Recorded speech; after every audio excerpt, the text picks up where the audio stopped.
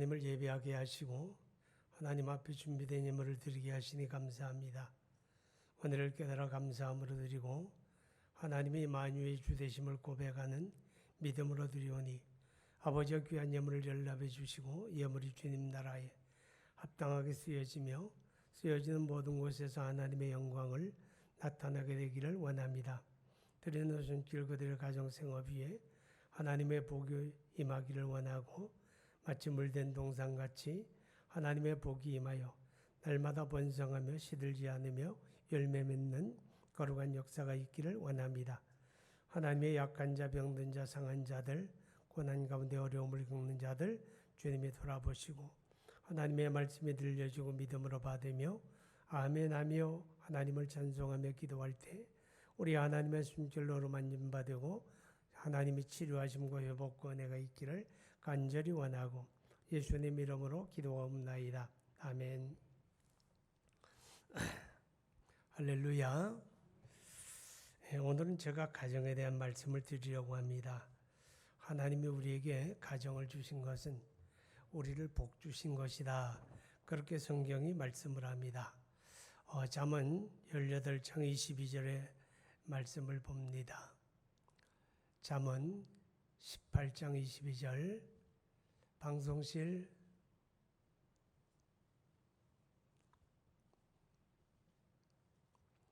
아내를 얻는 자는 복을 얻고 여호와께 은총을 받은 자니라. 다 같이 다시 한번 아내를 얻는 자는 복을 얻고 여호와께 은총을 받는 자니라. 자, 이 말씀의 의미가 뭔가 하면 아내를 얻은 자는 복을 받은 거다. 반대로 말하면 가정을 이루고 부부가 되어서 가정을 이루고 사는 게 하나님의 복이다. 그런 뜻이죠. 자, 우리가 기억해야 할 것은 하나님께서 가정이라고 하는 제도를 만들어 주셨는데 하나님이 왜 가정을 만들어 주셨는가 하면 성경은 세 가지 이유를 이야기해요. 하나는 최초의 가정 아담과 하와의 가정에서 하나님이 아담이 행복하기를 원하셨다. 이렇게 말씀을 해요. 아담이 행복하기를 원하셨다. 그래서 아담 하나를 지었을 때 아담이 혼자 사는 것이 좋지 아니하여 그래서 하나님이 하와를 지으셨다. 그렇게 말씀을 하죠. 그 말은 하나님이 아담의 행복을 위해서 우리의 행복을 위해서 가정을 이루어 주셨다. 그런 뜻이죠. 그 다음에 하나님이 가정을 이루시는 두 번째 목적은 생육하고 번성하여 땅에 충만하라. 창세기 1장 28절에 그렇게 말씀하죠. 하나님이 최초에 지으신 아담과 하와를 제외하고 모든 인류는 그들의 후손으로 이 땅에 태어나게 하셨다. 그런 뜻입니다. 생육하고 번성해야 돼요. 근데 결혼하지 아니하고 가정을 이루지 않으면 생육하고 번성하지 못하죠. 인류는 오래전에 아마 종말을 맞고 말았을 겁니다. 자, 그 다음에 세 번째 목적은 하나님의 영광을 위하여 그랬습니다. 구약성경 이사야 43장 7절에 보게 되면 내 이름으로 불려지는 모든 자 곧 내가 내 영광을 위하여 창조한 자를 오게 하라. 그를 내가 지었고 그를 내가 만들었느니라. 그렇게 말씀을 해요. 내 영광을 위하여 내가 지었고 만들었다. 하나님이 우주 만물을 창조하신 것도 하나님의 영광을 위한 것이고 사람을 지으신 것도 하나님의 영광을 위한 것이고 가정을 이루어 주시는 것도 하나님의 영광을 위한 것이다. 그런 뜻이죠. 우리가 행복하게 살아가려고 하면 가정도 이루고 가정을 이루었으면 자식도 낳고 그들을 양육도 하고 그렇게 살아가야 합니다. 그러나 가장 중요한 건 가정이 하나님 중심이 되어야 돼요. 그래서 하나님의 영광을 나타내야 한다. 그런 뜻이죠. 하나님은 우리에게 가정을 우리 행복을 위해서 이루어 주시고 그리고 우리에게 가정을 잘 가꾸어야 한다. 그런 사명을 주신 겁니다. 사람들은 이렇게 이야기를 해요. 뭐 가정이라고 하는 걸 이루어도 행복한 게 아니더라. 뭐 맨날 지지고 볶고 더 많이 신경 쓰고 불행한 일도 있고 그렇게 이야기합니다. 여러분, 그것은 우리가 가정이 이루어졌다고 해서 다 행복한 게 아니고 하나님이 우리에게 맡겨준 사명, 가정을 잘 가꾸어야 됩니다. 지금 농촌에 가게 되면 한창 농사철입니다. 씨를 뿌리고 모내기 하고 그야말로 눈코 뜰 새 없이 농부들은 바쁜데 아무리 문전옥답, 좋은 밭, 좋은 논이라고 해도 가꾸지 아니하고 방치하게 되면 1년도 가기 전에 황무지가 됩니다. 온갖 잡초가 무성하게 되고 들쥐가 서식하는 황무지로 변하지요. 가정도 마찬가지입니다. 하나님이 우리에게 맡겨주신 가정을 우리가 믿음으로 잘 돌보고 가꾸어야 행복한 가정, 열거룩한 열매가 맺는 그런 가정이 이루어진다 하는 것이죠. 불행한 가정의 특징 가운데 하나는 가정을 가꾸려고 노력하지 아니하고 서로 탓만합니다.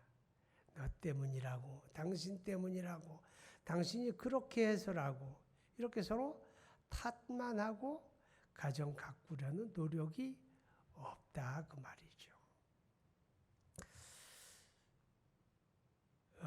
아담과 하와를 하나님이 지으셨는데 하와가 뱀의 유혹을 받고 범죄하고 타락합니다. 근데 우리가 성경을 주의 깊게 보게 되면 하와가 유혹을 받고 범죄할 때에 그 곁에 아담이 없었어요. 아담이 함께하지 아니하고 하와가 홀로 있을 때 뱀의 유혹을 받고 타락하게 됩니다. 자, 그 말은 어떤 의미를 가지는가 하면 아담이 가정을 돌아보고 가꾸는 노력을 성실히 하지 않았다. 그런 뜻도 됩니다. 우리가 가정을 잘 돌아보고 가꾸어야 하는데 방치하게 되면 마치 방치된 논과 밭이 황무지가 되는 것처럼 우리 가정도 그렇게 될 수 있다 하는 것을 교훈하고 있습니다. 우리 가정을 잘 가꾸어서 행복한 가정이 되어야 하는데 우리가 가꾸는 가정의 첫째는 믿음의 가정으로 잘 가꾸어야 돼요. 예수 믿는 믿음, 믿음의 가정으로 가정을 잘 가꾸어야 하죠. 그렇게 믿습니까? 여러분, 우리가 히브리서 11장 6절에 보면 믿음이 없이는 기쁘시게 못한다 그런 말씀이 있잖아요. 우리 가정에서 하나님이 영광을 받으셔야 하는데 뭐 좋은 환경에 가꾸어졌다고 하나님이 영광 받는 건 아니에요. 우리 가정이 믿음의 가정으로 가꾸어졌을 때 하나님이 영광을 받으시게 된다 그런 뜻이죠. 여러분, 아무리 좋은 환경에 가정을 이루었다고 해도 예수 믿는 믿음의 공동체를 이루지 않으면 안 되는 것입니다. 자, 오늘 성경 가운데 보게 되면 6절에 의인의 집에는 많은 보물이 있어도 그런 말씀이 있어요. 의인의 집에는 뭐가 있어요? 많은 보물이 있다. 하나님의 복이 있다 그 말이에요. 의인의 집에는. 그럼 여기서 말하는 의인은 물론 도덕적인 의미를 담고 있습니다. 그렇지만 우리가 성경에 보게 되면 아담의 후손으로 태어나는 모든 사람들은 하나같이 죄인이다 그렇게 이야기를 해요. 의인은 없나니 하나도 없다. 모든 사람이 죄를 범하였음에 하나님의 영광에 이르지 못한다. 로마서 3장에 그렇게 말씀을 하죠. 그러면 어떻게 의인 되느냐 그 말이죠. 그죠? 의인의 집에는 많은 보물이 있다. 하나님의 복이 있다 그 말인데 누가 의인입니까? 예수 믿고 구원받은 사람이 의인이고 하나님 앞에 의롭다함을 받는 거예요. 자기 노력으로 자기 도덕적인 의의를 가지고 하나님 앞에 의롭다함을 받지는 못해요. 자, 이제 로마서 3장 21절 22절을 봅니다. 이제는 율법 외에 하나님의 한 의가 나타났으니 율법과 선지자들에게 증거를 받은 것이라. 곧 예수 그리스도를 믿음으로 말미암아 모든 믿는 자에게 미치는 하나님의 의인이 차별이 없느니라. 율법의 의의가 아니라 예수 그리스도를 믿음으로 하나님이 의롭다 이렇게 칭해주는 칭의, 그 의의를 말하는 거죠.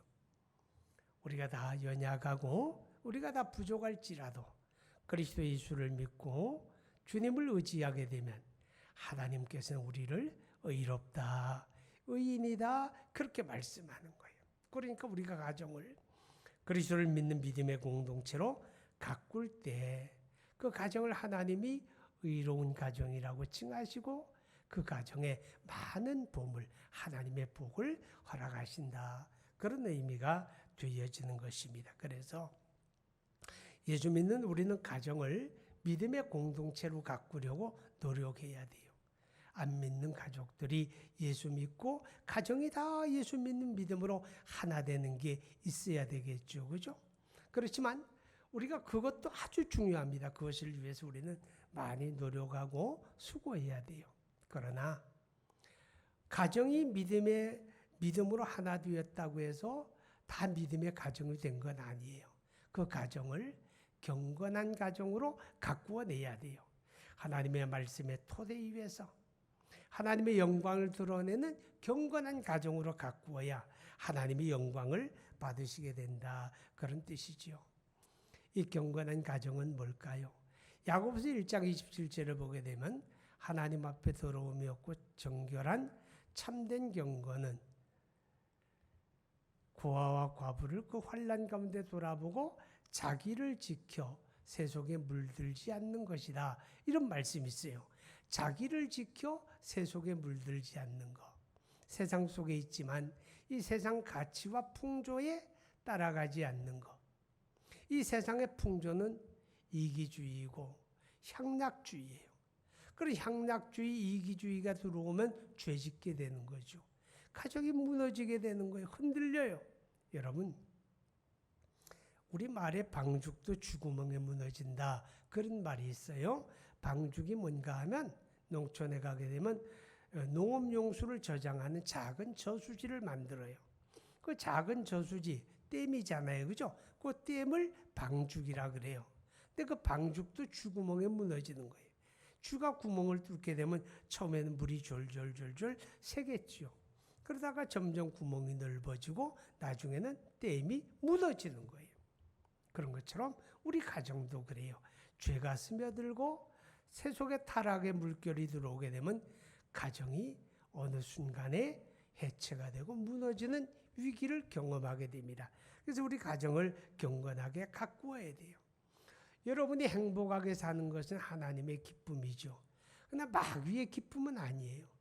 마귀의 기쁨은 여러분의 가정이 무너지는 게 마귀의 기쁨이에요. 여러분의 가정이 불행하게 되는 게 마귀의 기쁨이에요.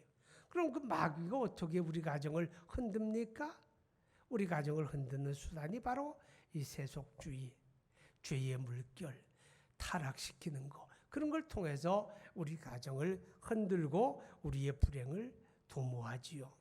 그래서 우리가 가정을 믿음으로 가꾼다는 말은 가정을 신앙 공동체로 세우고 그리고 경건한 가정으로 가꾸어야 돼요. 그래서 여러분이 늘 기도하고 기도로 깨어 있어야 돼요. 우리 집안에 죄가 틈타지 않도록 세속의 물결이 들어오지 않도록 늘 깨어 기도함으로 가정을 잘 가꾸어야 한다 하는 것입니다.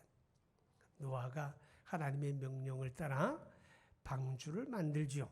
그 방주를 만들 때 나무로 방주를 만들고 그 나무 사이사이에 역청을 칠하게 됩니다. 안팎으로. 밖에도 역청을 칠하고 안에도 역청을 칠하고 이 역청이라고 하는 건 어떤 의미인가 하면 콜타를 하는 게 있잖아요. 도로 포장하는 거. 그런 걸 의미하는 거죠. 그런 걸 가지고 안팎을 칠해서 물이 스미지 못하게 하잖아요. 우리 가정을 경건하게 가꿀 수 있는 건 바로 기도의 역청을 칠해야 하는 거예요. 깨어서 물이 틈새가 있으면 들어오잖아요. 그 틈새를 메꾸는 작업이 여러분의 기도입니다. 자, 그 다음에 우리 가정을 가꾸는 두 번째 노력은 화목한 가정으로 가꾸어야 합니다. 할렐루야. 그래야 하나님의 복이 오는 거거든요. 자, 1절에 보면 유순한 대답은 분노를 주게 하여도 과격한 말은 노를 격동하느니라. 4절에 온순한 혀는 생명나무라. 온순한 혀는, 근데 패역한 혀는 마음을 상하게 하느니라. 가정의 화목을 가꾸는 것 노력 가운데 우리 말의 작용이 크다는 거죠. 우리 말이 매우 중요합니다. 어떤 사람들은 아주 습관적으로 거칠고 포악한 말, 극단적인 말을 쉽게 입에 담는 사람들이 있어요. 여러분, 그것은 좋은 일이 아닙니다. 매우 불행한 말이죠.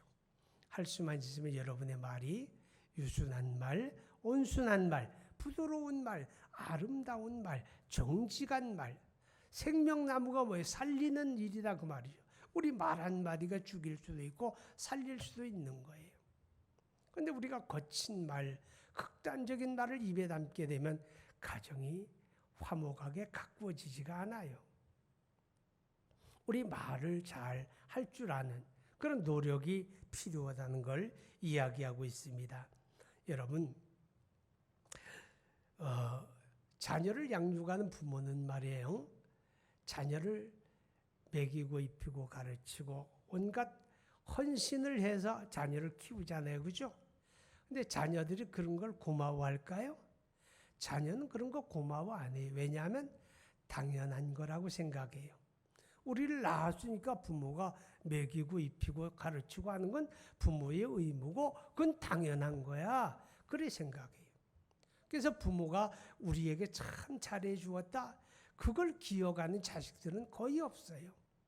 왜? 그건 당연한 거니까. 그런데 부모는 완전하지 않잖아요. 그러니까 자녀들을 키우는 과정에 부모가 실수할 수 있는 거예요. 그죠? 때로는 마음의 상처를 줄 수도 있잖아요. 그런데 자식은 부모가 잘해준 건 하나도 기억하지 않으면서 아프게 했던 거, 상처 준 말, 그런 건 죽을 때까지 기억을 해요. 두고 이야기해요.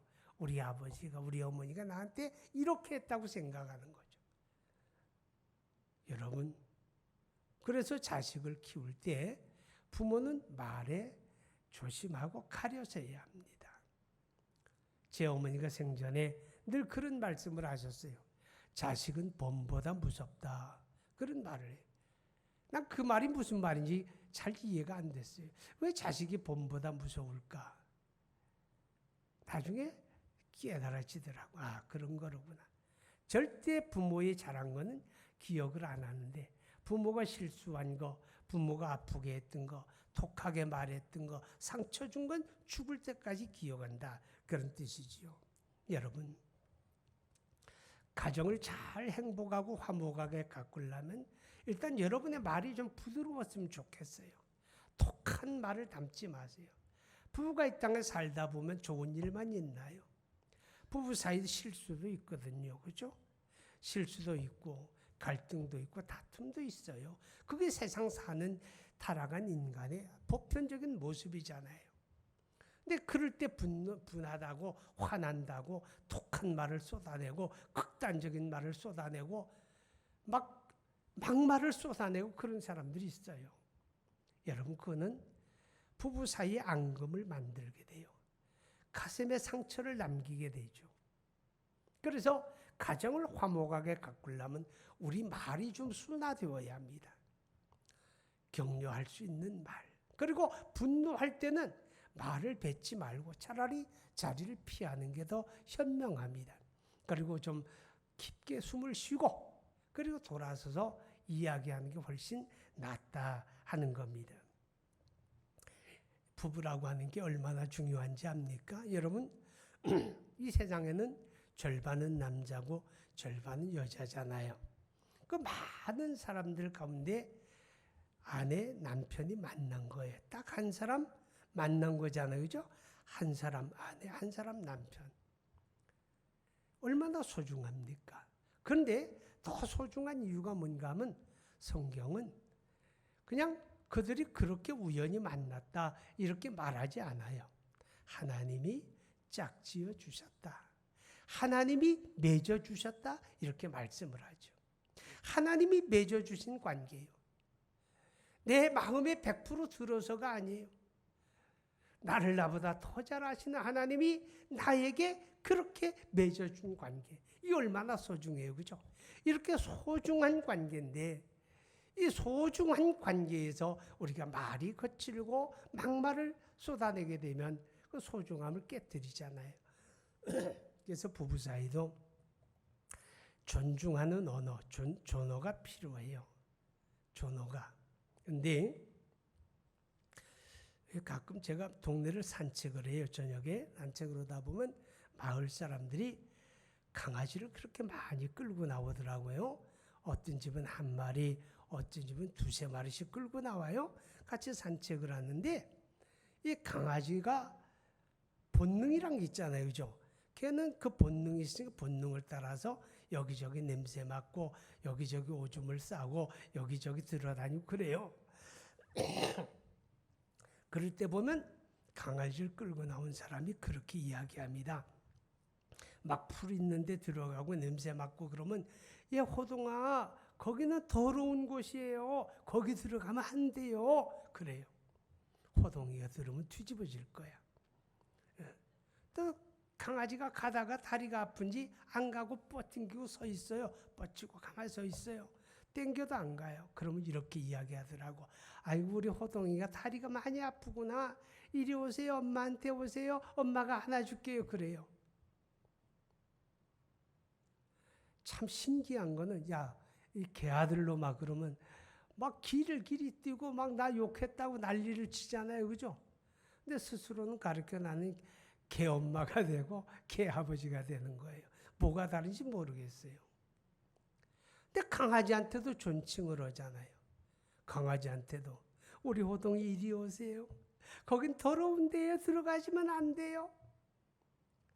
강아지한테도 존칭을 쓰는데 왜 부부 사이는 존칭을 안 쓸까? 젊은 사람들은 그러죠. 부부 사이에 존칭을 쓰게 되면 좀 거리감을 느낀다고. 물론 그럴 수도 있다고 생각해요. 그러나 이거 한 가지는 기억하세요. 우리가 서로 소중히 여기고 존중하다 보면 자연스럽게 존칭어를 쓰게 된다고 하는 거죠.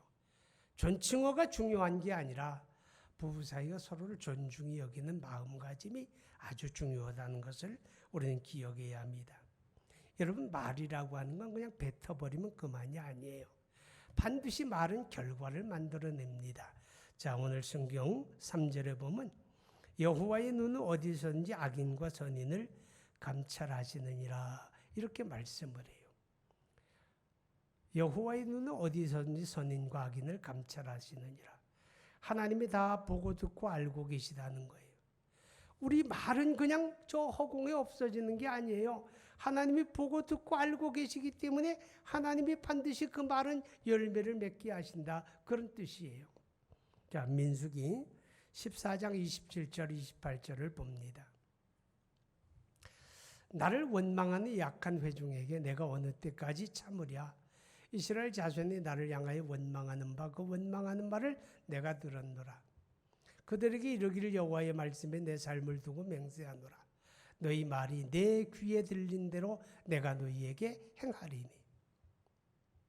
이스라엘 백성들이 르비딤에서 하나님 앞에 범죄한 걸 두고 하는 말이죠. 원망하고 불평하고 애굽으로 돌아가자 그러고 왜 우리를 여기서 죽게 하느냐 그러고 그 말을 하나님이 다 들으셨다는 거예요. 내가 다 들었고 내가 보았기 때문에 내 귀에 들린 대로 너희에게 행하리라. 그래서 이스라엘 백성들이 광야 40년 유랑하게 되죠. 그들이 말했던 그대로 그들은 광야에서 40년 동안에 다 죽어 돌아가게 됩니다. 내 말이 너희 말이 내 귀에 들린 대로 내가 행하리라. 우리 말은 그냥 없어지는 게 아니고 반드시 결과를 갖는다 하는 것입니다. 자, 그 다음에 우리 가정을 행복하게 가꾸는 첫째는 신앙의 가정으로 가꾸는 거고 둘째는 화목한 가정이라고 그랬죠. 자, 세 번째는 자녀를 잘 양육해야 돼요. 그래야 가정이 건강하고 행복할 수가 있어요. 오늘 성경이 이렇게 말씀을 합니다. 자, 5절에 아비의 훈계를 업신여기는 자는 미련한 자요 경계를 받는 자는 슬기를 얻은 자니라. 아비의 훈계를 업신여기는 자, 못된 자식, 잘된 자식, 못된 자식이죠. 이게 무슨 말일까요? 부모가 가정에서 자식을 낳았으면 잘 가르쳐서 양육해야 한다, 그런 뜻이에요. 그래서 자식이 잘 가르쳐 양육되었을 때 그 가정이 행복한 가정이 되어지는 거죠. 에베소서 6장 4절에 아비들아 너희 자녀를 노엽게 하지 말고 주의 교훈과 훈계로 양육하라, 그런 말씀을 하셨습니다. 여러분, 부모의 역할은 여러 가지가 많겠지만은 잘 가르쳐야 돼요. 잘 가르친다고 하는 말은 지식을 가르치는 건 아니겠죠. 그건 학교에서 가르치면 돼요. 가정에서 가르치는 건 사람대라고 가르치는 거예요. 사람대라고 가르치는 거예요. 여러분, 부모가 자식을 사람대라고 가르치지 못하면 그냥 자식을 양육하는 게 아니라 자식을 사육하는 거죠. 사육이란 말과 양육이란 말이 어떤 차이가 있나요? 돼지를 키우고 소를 키우는 집은 사육한다 그러죠. 돼지를 사육한다 그래요. 그죠? 잘 먹이고 그래서 살찌게 하고 키워내면 되는 거예요. 근데 자식은 그게 아니잖아요. 가르칠 걸 가르쳐야 돼요. 사람됨을 가르쳐야 자식을 양육한 거예요. 사람됨을 가르치지 못하면 자식을 사육한 거죠. 그렇게 키워낸 자식은 사람됨을 잃어버리게 돼요. 인간성을 잃어버리게 되고 그 자식이 이기적이고 동물적인 본능으로 커서 부모도 모르고 형제도 모르고 이웃도 없는 자기밖에 모르는 그런 인간이 되고 만다 그 말이죠. 지난 4월 말에 신문에 보도가 되었던 사건 가운데 하나가 저 양반동네라고 하는 안동에 사는 부모님이 자식들을 남매를 서울로 보내서 집을 얻어가지고 살게 했어요. 근데 29살 먹은 남동생이 30대 자기 누나를 식칼로 찔러서, 그것도 20군데인데 찔러서 죽여요. 그리고 자기 누나 시신을 저 강화도에 갔다가 유기합니다. 그리고 넉 달 동안 누나를 죽인 그 집에서 아무 일도 없는 듯이 밥해 먹고 거기서 생활하고 누나 통장에 돈 꺼내서 쓰고, 그리고 저 시골에 계신 부모님한테는 누나가 남자친구가 생겨서 집을 나갔다고 거짓말하고, 그래서 넉 달을 지냈어요. 왜 누나를 죽였느냐 그러니까 돈 쓴다고 자꾸 잔소리해서 욱해서 죽였다는 거예요. 자식을 사육한 거죠. 가르칠 걸 가르쳐 사람됨을 가르치지 않으면 이렇게 동물적인 인간이 되고 마는 거예요. 여러분, 요즘에 이제 아동학대라는 말을 많이 쓰게 되죠. 2019년에 비해서 2020년도에 아동학대 건수가 배로 늘었다고 그래요. 전문기관에서 아동학대를 3가지로 분류를 하더라고요. 하나는 신체적인 학대가 있어요. 자식 때리는 거죠. 두 번째는 언어폭력이 있어요. 말로 학대하는 거죠. 세 번째는 방임하는 거예요. 자식을 부모가 양육하고 보호하고 먹이고 입히고 돌보아야 하는데 그걸 포기하고 방임하는 거죠. 이 3가지를 아동학대라고 그러더라고요. 그런데 우리 시대는 아동학대만 있는 건 아니죠. 노인학대도 똑같은 원리예요. 노인학대가 이 시대에 엄청 심합니다. 나를 낳고 나를 길러준 부모가 늙었다고, 힘없다고, 부담된다고, 귀찮다고, 그래서 학대하는 거예요. 가장 심한 게 언어폭력이죠. 부모님을 향해서 입에 담지 못할 말을 쏟아내고 하는 거예요. 언어폭력. 둘째가 신체적인 폭력이에요. 딸이 부모를, 자식이 부모를 폭행을 가하는 거죠. 세 번째가 뭐예요? 혼자 살아갈 능력도 없는 늙은 부모를 방임하고 방치하는 거죠. 관계를 끊어버리고 연락을 끊어버리고 죽든지 살든지 돌아보지 않는 이 방치하는 것, 이것도 다 노인폭력이죠. 왜 우리 시대에 이렇게 아동폭력, 노인폭력이 일어나느냐? 그 이유는 뭐예요? 가정에서 자녀를 사람들하고 가르치지 아니하고 먹이고 입히는 거로 만족하는 사육을 했기 때문이 아닐까, 그런 반성을 해보게 됩니다. 사랑하는 여러분, 이제 말씀을 마치려고 합니다. 하나님이 우리에게 가정을 맡겨주었고 그 가정을 잘 가꾸라고 그랬어요. 신앙 공동체로, 경건한 가정으로 가꾸고, 두 번째 화목한 가정으로, 세 번째는 자녀를 잘 가르쳐서 양육한 그런 가정으로 우리가 가꿀 때 하나님이 우리 가정을 기뻐하시고 우리 가정을 통해 영광을 받으시기 때문에 그런 가정이 복된 가정이 된다 말씀해 주셨습니다. 마음에 새기고 여러분 실천할 수 있기를 바랍니다. 기도합니다. 거룩하신 하나님 아버지, 우리 하나님의 은혜와 사랑을 감사합니다. 오늘도 복된 주일에 하나님을 예배하도록 불러주셔서 감사하고 하나님이 친히 우리 영혼의 목자가 되셔서 우리에게 거룩한 말씀으로 이끌어 주시고 깨닫게 하시고 우리의 삶을 돌보게 하시니 감사드립니다. 하나님이 우리에게 맡겨준 가정을 잘 돌아보아서 참으로 가정을 통해서 하나님의 복을 누리는 주의 권속들 다 되게 하여 주옵소서. 예수의 이름으로 기도하옵나이다. 아멘.